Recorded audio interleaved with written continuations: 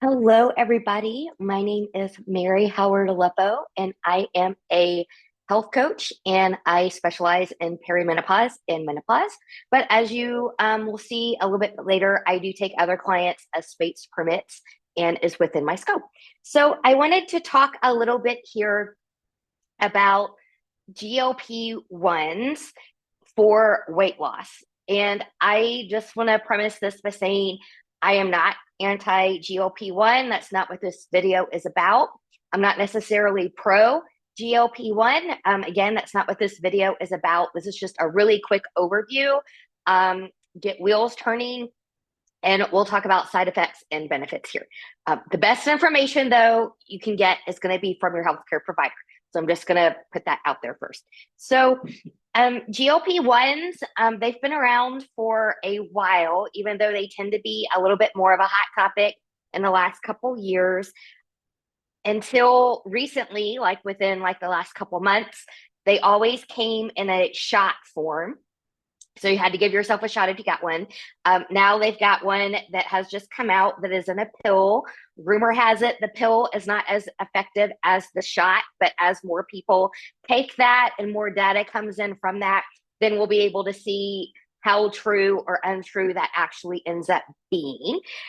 But I wanted to talk about side effects because a lot of people that I know on different boards or whatever are looking at it as like a fast track to weight loss, magic bullet, magic pill, that sort of thing. And so I just want to make sure that people kind of understand different things. So on the positive side, research does support this. It does help people with weight loss. It does help people that are in the pre-diabetic range and even in the diabetic range of their A1C and what have you to lower those numbers and make maybe insulin more effective, maybe metformin or a drug like that a little bit more effective. And in some cases, maybe eliminating the need to take as much of that or not needing some of that at all. Just kind of depends on the person and the individual situation. So research does support that, supports the weight loss. It can change some habits. So if you were used to eating 2 or 3 platefuls of food in one setting, those drugs are not going to let you do that because you're going to get sick. So if you overeat, so there is that component. So it can change habits from that. It can lessen cravings for some things, which also can help with weight loss and habit change. And because you see yourself losing that weight and your numbers and everything in labs improving, that can change the mindset in some people to go in a more positive direction to kind of stick with something. It can help reduce inflammation within the body. And you have typically, in some people, fewer risk for stroke and fewer heart attacks. Those are all great things. So the not so great things are these with the side effects. And so for those of us that have seen a loved one or someone we know go through these things, we know that. So you've got the GI symptoms. So again, if you overeat, you're going to get sick. Sometimes that might mean vomiting. Sometimes it just means like you just don't feel good because you feel like your stomach is going to explode. Those kinds of things. It can also slow down the GI tract, the peristalsis in the intestines. So bowel movements may not be as frequent or be very slow. Sometimes that can happen. Pancreatitis, inflammation of the pancreas, not working very well. Sometimes that can happen with people. And then there is another one. It's called NAION, N-A-I-O-N. I'm not going to go over every initial, but basically it's a type of an optic or an eye neuropathy, an eye stroke, if you want to talk about it that way, where you can get permanent vision loss in one eye. There is no cure for that. It is not common, obviously. It's rare. Otherwise, everybody would be talking about it for as many people that are on GLP-1s now. But that is a risk. They don't know what about the GLP-1s causes that. And because it is a permanent thing, it is a risk that is worth noting and talking about. So just so that you know about that. So research supports all of those things. But it's also important to note that while these drugs can be very beneficial, they've got their established benefits, and they can help people. It's important to note that they're not a magic bullet.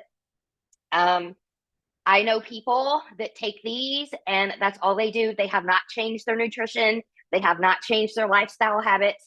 And now, because they've been on them so long, they have to take more and more and more because now their body's getting used to it. So now it's not being as effective. They're not losing the weight anymore. And in some cases, they're starting to gain it back. And so, yes, one of the established things, as your body gets used to it over time with long-term use, they become less and less effective. And because of that, there is about 85% of people will tend to discontinue their use of these within 2 years. So with the side effects, plus, the body getting used to it, that happens. And so really then, again, what you really want to work on and use these drugs to help you with, like, okay, so I'm eating less.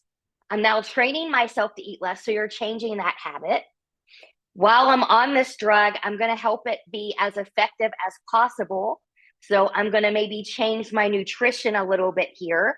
So maybe instead of eating a whole bunch of processed foods, I swap that out for some nice whole foods, whole fruit, whole vegetables, whole grains in some ways if you don't have a problem with gluten or what have you, maybe some nuts, seeds, these kinds of things. Maybe I'm going to also reduce my sugar consumption while I'm here and increase my water consumption. And maybe I go about finding an exercise that I enjoy. That's the key. An exercise that you enjoy doing and incorporating that in so you get the results that you want and you're not upset in a couple years when it's not, being that effective. Maybe insurance doesn't want to cover it anymore. And so now you're on the hook for an expensive copay that maybe you can or can't afford, or you just don't want to keep paying that.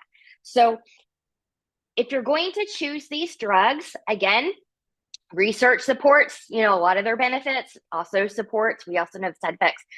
Use it as a tool to reach your goals, not the end all be all, and use it to help you change your nutrition and your lifestyle, because that's going to be the key for you moving forward. Sustainability. These are not sustainable for years and on the long term. You have to change your habits. And that's where health coaches come in. They can help you with long-term sustainability and habit change.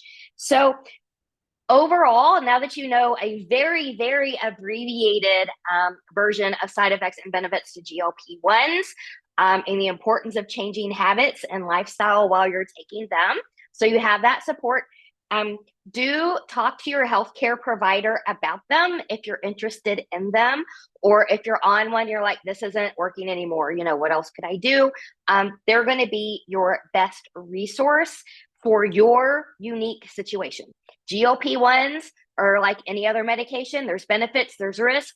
Some work for some people, some don't work for other people, just like hormone therapy. Some women do really well on it, some women not so much. You have to individualize things to the person. So before I keep rambling on about that, I am going to end this right here. And I would love to know your thoughts. And again, the best resource for this is talking to your healthcare provider. I look forward to hearing from you. Please share this with others, and I hope you have a beautiful week.